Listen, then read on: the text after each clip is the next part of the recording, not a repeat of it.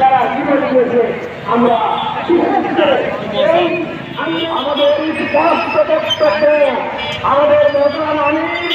ইসলামী আন্দোলন বাংলাদেশের মহতরাম আমির স্পষ্টভাবে